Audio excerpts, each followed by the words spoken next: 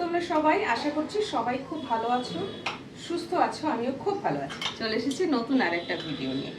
আজ একটা রান্না করব, খেতে খুব ইচ্ছে করছে, তাই ভাবলাম রেসিপিটা তোমাদের সাথে শেয়ার করি।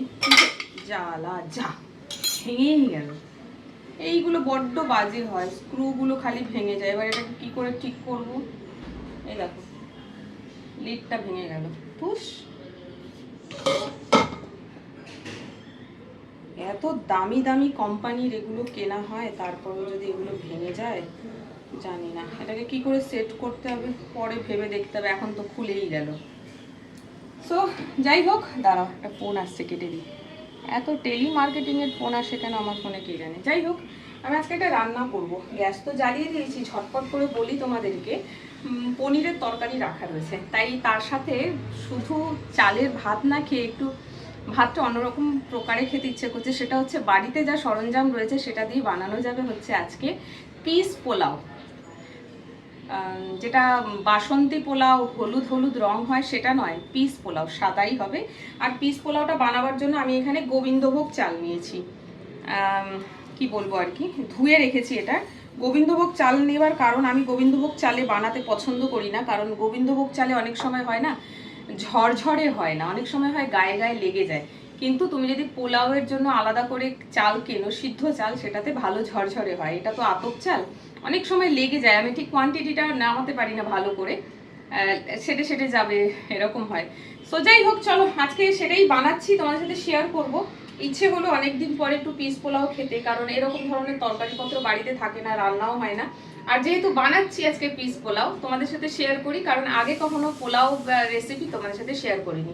তো চলো, গ্যাস এখানে আমি জ্বালিয়ে কড়া বসিয়ে দিয়েছি, গরমও হয়ে গেছে। আমি এবারে রান্নাটা শুরু করি, আর পরপর স্টেপ ওয়াইজ তোমাদেরকে আজকে দেখাবো কি পিস পোলাও বাড়িতে কিভাবে বানাবে।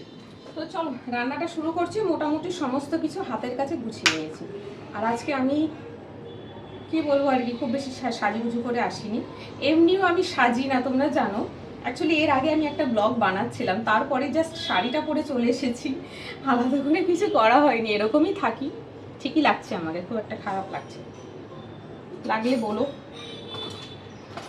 যাই হোক, চলো রান্নাটা কিন্তু আজকে পুরোপুরি ঘিতে হবে। আমার কাছে ঝর্ণা ঘি রয়েছে, দিয়ে দিচ্ছি। এর মধ্যে কোনো রকম তেল আমি ইউজ করব না। আমি 2 চামচ ঘি দিলাম। এই যা, রান্না করতে এসে আমার সাথে এই জিনিসগুলো প্রচুর ঘটে, কি যে বিরক্তিকর কি বলবো। এই যে চামচটা ঘিয়ের মধ্যে পড়ে গেল, কি জ্বালাতন দেখো। সো আমি এখন এই চামচটাকে তুলে দিয়ে দিচ্ছি এর মধ্যে, চালের মধ্যে। পুরো ঘি লেগে গেছে। এইরকম কাজকর্ম আমার সাথে ঘটে, ঠিক আছে? আমি রান্না করতে আসবো আর উল্টো পাল্টা কাজকর্ম হবে না, ইম্পসিবল। সো যাই হোক, চলো গ্যাসটাকে আমি একটু ফ্লেমটা হাই করে দিলাম। দিয়ে দিচ্ছি মশলা। এখানে রয়েছে তেজপাতা, লবঙ্গ, দারচিনি, এলাচ। গ্যাসের ফ্লেমটা এবারে একটু মিডিয়াম করে দিলাম, কারণ তেল বলছি, সরি, ঘি ভালো করে গরম হয়েছে। মশলাগুলো দিয়ে দিলাম। মশলাগুলোকে একটু ভালো করে ফ্রাই করতে হবে। তারপরে যেটা করব, এটা ছাঁকতেই তো ভুলে গেছি, কি বলতো, এখানে কাজু কিশমিশ রেখেছিলাম। মশলাটা পুরো ভালো করে ভাজা হয়ে গেছে। এবারে এখানে দেখো কিছুটা কাজু আর কিশমিশ আমি ধুয়ে রেখেছিলাম, সেটাকেই আমি এখন ছাঁকছিলাম। আসলে জল থেকে চেপে তুলতে হবে, তো সেটা করতে দেরি হলো। কাজু আর কিশমিশটাকে এই ঘিয়ের মধ্যে একটু 2 থেকে 3 মিনিট ভাজবে, খুব বেশিক্ষণ নয়।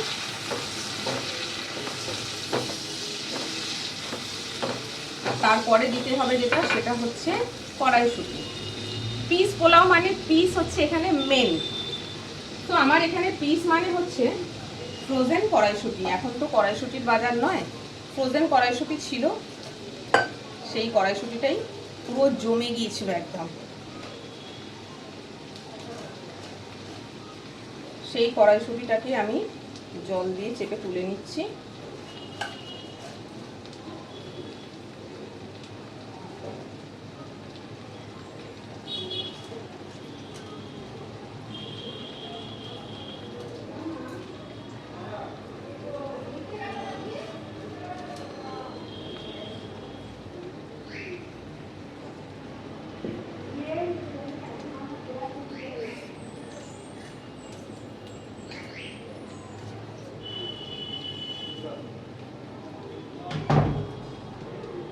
তো সব কড়াইশুঁটি তুলে নিলাম। আমার একটা মুশকিল হয়ে গেল।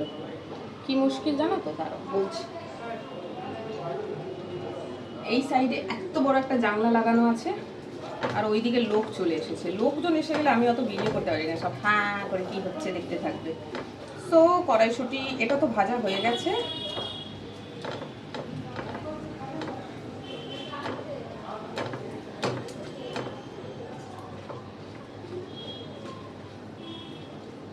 এবারে এখানে এই যে কড়াইশুঁটিগুলো ধুয়ে রেখেছি, সব কটা কড়াইশুঁটি আমি এই ঘিয়ের মধ্যে দিয়ে দেব। দিয়ে দিলাম। বেশিক্ষণ নয়, 2 থেকে 3 মিনিট এটাকে একটুখানি ভাজতে হবে, কারণ যেহেতু এটা ফ্রোজেন কড়াইশুঁটি, এটাকে একটু ভাজবো। আর এটা ভাজার সময় এর মধ্যে একটু নুন অ্যাড করে দেবো হালকা।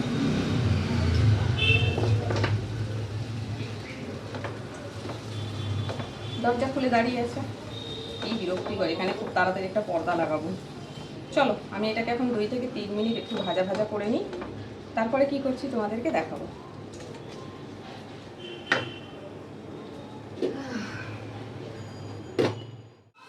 কড়াইশুঁটি আর কি ওটা দিয়েছি, কাজু কিশমিশ খুব ভালো করে হয়ে গেছে ভাজা। কড়াইশুঁটিগুলো ফাটছে।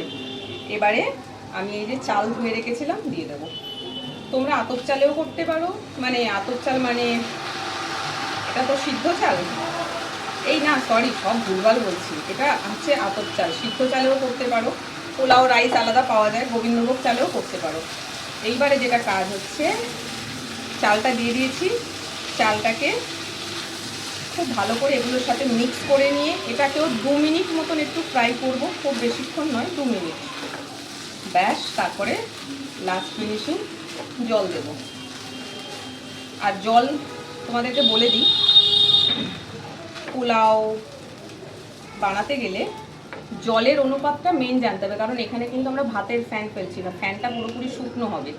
জল বেশি হলে কিন্তু ভিজা ভিজা মতন থাকবে, আর জল কম হলে কিন্তু চালই সিদ্ধ হবে না। তাই জলের অনুপাত তোমাদেরকে বলে দিচ্ছি, যখনই তোমরা চাল নেবে বাটিতে মেপে নেবে। এই যে আমি এই বাটির 2 বাটি মতন চাল নিয়েছি, তাও 2 বাটি পুরো ভরে নিয়ে একটু ফাঁকা রেখেছিলাম।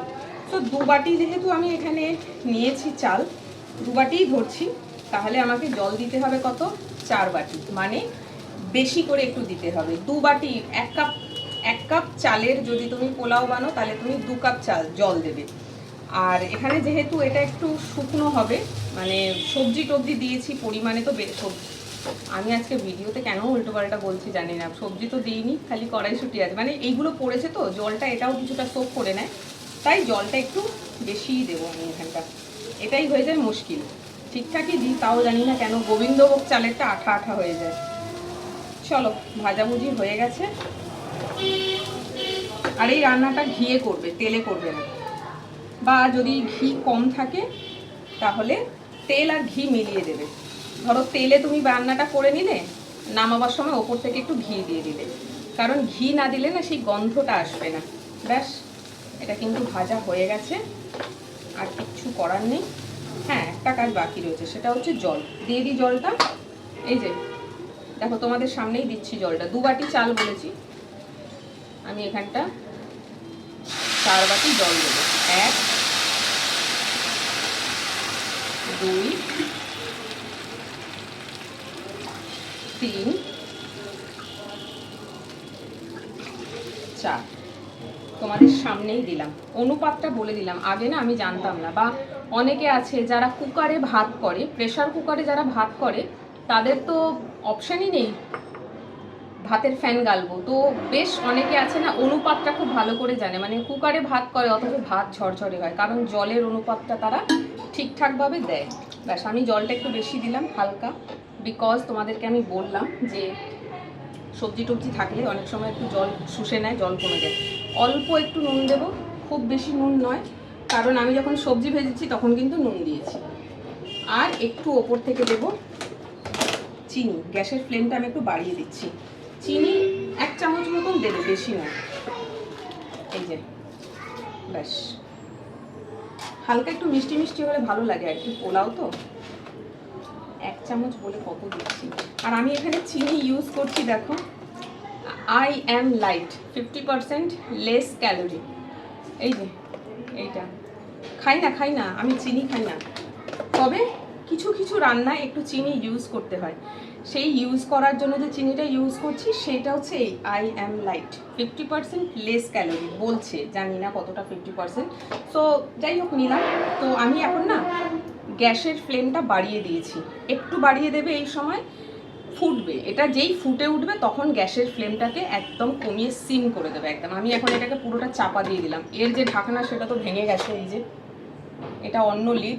আমি এখন এটা চাপা দিলাম, যেই ফুটে উঠবে টকবক করে তখন গ্যাসের ফ্লেমটা কমিয়ে দেবে। পুরো ফ্লেমে কখনই পোলাও রান্না করবে না, তাহলে পোলাওয়ের চাল শক্ত থাকবে, জল শুকিয়ে যাবে বা নিচে পুড়ে যাবে। যদিও আমার পুড়বে না, কারণ আমি ননস্টিকে করছি, সেরামিকের পটে করছি, তো অসুবিধা হবে না। সো তোমরা খানিকক্ষণ ওয়েট করে যাও, এটা ফুটুক।